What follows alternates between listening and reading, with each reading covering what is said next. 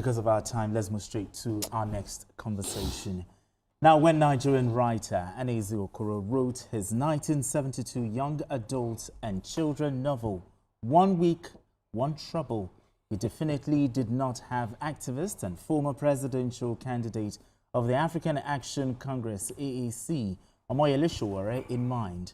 But Sowore has become an embodiment of that phrase. In his latest predicament, the Department of State Services, DSS, has arraigned Sowore before the Federal High Court in Abuja. He was docked on a 5-count defamation charge for calling President Bola Tinubu a criminal in a publication he made on social media platforms on August 25. According to the prosecution, the purpose of Sowore's post was to cause a breakdown of law and order in the country, especially among individuals who hold divergent views on President Tinubu's personality. In his ruling, Justice Umar granted the defendant bail on self-recognition. I mean, looking at this, Emeka Madunago, looking at it, what specific part of Omoyele Sowore's post did the DSS consider as false and malicious against President Bola Tinubu? It's a very interesting scenario. He responded to a post on the president's official handle, which is the argument people have been making. Okay. That it wasn't the president's personal handle, it was official handle and all of that. And where by the time the case gets underway, both sides will marshal their arguments, But of course, it's clear, it's as clear as daylight. I mean, if the DSS says it was false information, is there any, is it publicly acknowledged that the president is such and such and such? It's false. So, definitely, I think it's coming from that angle. The DSS brought their case, to say no, that the president we know, we protect, we serve, is not what you described, And so that it could cause a breakdown of law and order because it can actually make people begin to, view, hold certain views about the president. But you hear some people say it's freedom of expression. I can't say anything. Well, that's why I said when the case gets underway, if it is freedom of expression, it's the court that, because it's only the court that can declare somebody guilty or not guilty. But again, there was something interesting the judge said. He asked Sowore, said, don't do anything, don't do or say anything that will cause public chaos or disorder. So, in a way, saying go and purge yourself or whatever you may think, justifies what you have done. Not by passing judgment ahead, but just, so I wait to see how the case, because it's a very interesting case, in terms of freedom of expression, in terms of the Cybercrime Act, and let's see how it goes. I mean, let me go to Kolawole Johnson. Kolawole Johnson, how do you weigh in here? Is there sufficient ground for a criminal charge? I mean, insulting the president. Your thoughts on this? All right. First, I'd like to react to what to what the maestro said earlier on the role of the Minister of State. I wasn't contesting that whether it's inferior or not. But the fact is this. I'm saying that what is the man bringing on board to drive insecurity? As a governor of his own state in Zamfara, banditry increased under his watch. So what is his pedigree? What is he bringing on board to be heading the Ministry of Defense? But that is that. Then two. Now, if you do not have the requisite experience in terms of the military or defense policy, where is the acumen, the intelligence you're bringing to drive administration? That again is a call to question. I know that we are on Johnson, that because of our time. Hold on, please. Because of our time. Hold on, please. Hold on, please. Oh, okay. All right. So now to Sowore, of course. Yes. Expressly, that it's been,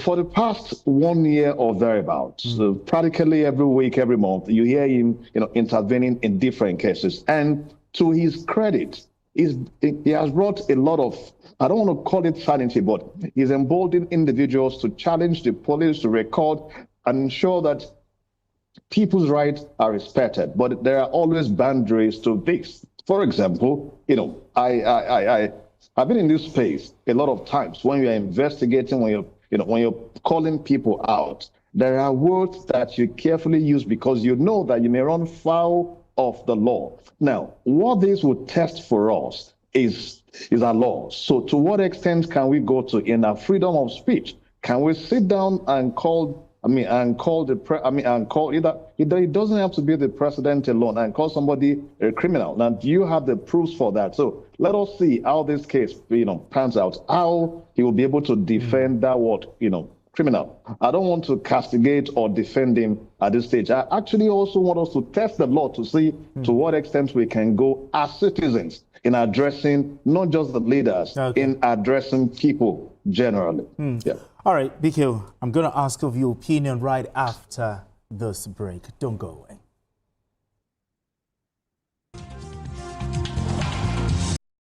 All right, if you just joined us, it's still Journalist Hangout. I still have Biko right here. Emeka Madunago is also right here with us. And also joining us via Zoom from Abuja is Kalawole Johnson. So, Biko, before we went on that break, we're talking about the Sowore situation, insulting the president.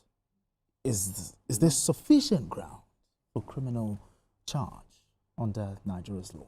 Well, that is what it is for the lawyers to show that I do not punch above my weight category. Okay. I'm not a lawyer, but I know a bit of the law, and I argue about the things that I know that I've read sufficiently. I know that the DSS in its enabling act is permitted to step in to avoid an embarrassment to the president. Anything that will constitute an embarrassment to the president. Of course, that is not thoroughly defined. Okay. But it's there in the act setting it up.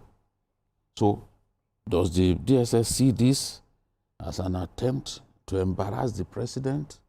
So if they were given the mandate to do something where they can see an attempt to embarrass the president, it will be difficult for anyone to argue that in this case they've done something wrong. Now, what happened? All of the people banging their heads against the wall on that matter, they were wrong. Because the president never said corruption had been defeated in Nigeria. You have to look at context. Yeah, we are in an era in which people can't even think deeply anymore. They are overwhelmed by their emotions. They are running mad, they are running wild with their emotions, and they just say all kinds of things. The president said, in the management of the foreign exchange market, that corruption had been defeated. And the president was not the first to say that. Abdulsamad Isiaka Rabiu said to all Nigerians that these days, you don't need to know the CBN governor if you want Forex. That's a big player in the corporate space in our country. exactly.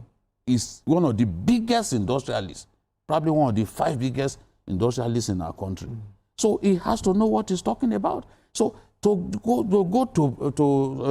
start saying that the president said corruption had been defeated without bearing in mind the context in which he was speaking was borderline mischief making. And that was why we played that tape of the president saying, we played it here. In fact, the tape that we got was even from a program by AIT, which is an opposition TV station. They analyzed it, they said, no, what this man was referring to was the foreign exchange market. Now, if you want to prove that corruption is still rife in the foreign exchange market, okay, we'll sit back and watch you prove that to us. But the big players have admitted, and we now see a convergence of the rates, which automatically banishes round-tripping that we used to have. So, and the DSS then said, no, you were wrong. This was not what this man said. This man was referring to this and this and this. Take it down. Yeah, they gave him the opportunity to take it down. He then refused. The same way that the liars who claimed that judges were singing your mandate, the same way they would not admit that they were wrong and apologize. People who have honor, when they goof spectacularly, it behoves on them to pull back as humble people and admit that, Molano, you know, how many times have I come here to admit that I was wrong? In fact, some people will send a message to me during the program. If I was lucky to look at my phone at that time and they will correct me, I will immediately, Which is true. because the last thing that I want to do is to misinform the viewer. Absolutely. The viewer will be happy with me if I continue to be the source of good information, verified information, and solid explanation of issues that they need clarity on. But the moment I start misleading the public, lying to the public like somebody who is not thinking of his future and even the good name of his family, then people will turn against me. I lose my integrity. So this is the thing. If you are wrong, take it down. They've explained to you that this was what he meant. I saw a TV station where people, two guys were arguing among them, said that no, that was not what he meant. But some people who are minded to argue blindly, even when you put color white in front of them, No, they'll say it's they not will white. know, they will say, no, it not looks white. like a shade of black. Yes. I mean, we can't continue like that. If the man was not talking about how can somebody who put Emefiele on trial say corruption has ended in Nigeria? And people are still, the guys who ran our refineries are grand. Exactly. Have they not arrested them now? Have they not filed charges against them? All of these things are still happening. Money is being recovered from people who stole from Nigeria. Such monies are being used for Nel Fund, credit card. for the consumer credit. So how can we say that corruption is no longer exists in our country? The man was referring to the foreign exchange market. You choose not to admit that. You chose to say, okay, it's a criminal. Let me tell you, because you were talking about freedom of speech and all that. Somebody had freedom of speech to lie against. I'll make my point before you go to any topic, because I'm in charge here. Somebody had freedom of speech to say that Fashola wrote judgment for the Presidential Election Petitions Tribunal. He wrote that. That way, he has damaged Fashola's reputation. Does Fashola not deserve to seek redress? It does. There's an actress that the same thing happened to. And after you did that, you started running. Look at the woman who lied against one of the P Square brothers. Paul. Until somebody does something to you on social media that damages you, damages your family name, that damages your children, that they can't go to school and mingle freely with their friends, you will never know the extent of the pain and anguish that people go through when you go on social media to write absolute nonsense about them. And these are the people who are pushing others to say, let us sanitize the social media space. It's absolute nonsense. Absolutely. These things must stop. You lie against judges without repercussion. You lie against them. You make Nigerians hate them the more for what they did not do.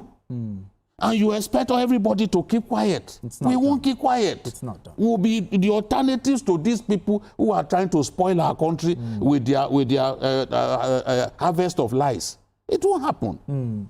I mean, BKO said that DSS is acting within its statutory mandate. It's not about silencing opposition or critics. No. Well, yeah, well, of course, the the arraignment couldn't go ahead, even though the prosecution wanted that, because Sowore and his lawyer had not been served. So I hope it will. It's an interesting case anyway, but of course, in public discourse, we should also be mindful of certain things. Of the things we say. Yeah, because I mean, look at the case, you know, that BK mentioned, the Paul. I remember I saw that post. Now she deleted her page. She's running from pillar to post. And then I now saw subsequently that this thing may not, you know, not be true. I was shocked. Honestly, I've not been able to. I mean, why? Okay. People want to draw attention to their social media pages. Yeah, they don't mind. Somebody can say that you impregnated a 10-year-old girl now.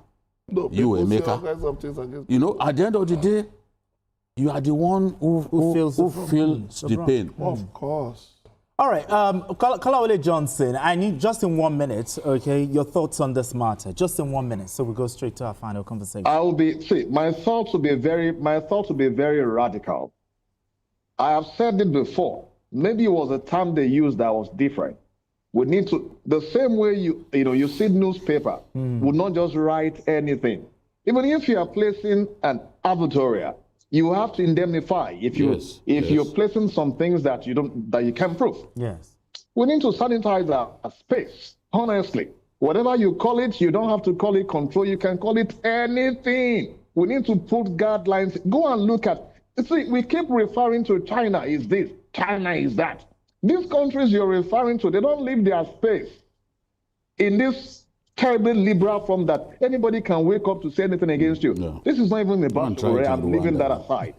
They have said things about me. When I was busy fighting, to get things right, one idiot said, and they started promoting it that, oh, I was among those they gave money to, they gave contract that did not execute it. But what could I do? Nothing, because I couldn't, there was no way I'll be fighting everybody at the same time. So I think for me, I want to stand to say that we should promote the sanitization of this space. The only unfortunate thing is that it appears that a political class would need to show enough responsibility that space will not also be turned to a place where they call people. All right. Thank you so much, Kolawole Johnson. Thank you so much, Kolawole Johnson. We need to go on this quick break, and when we return, the conversation continues. Don't go away.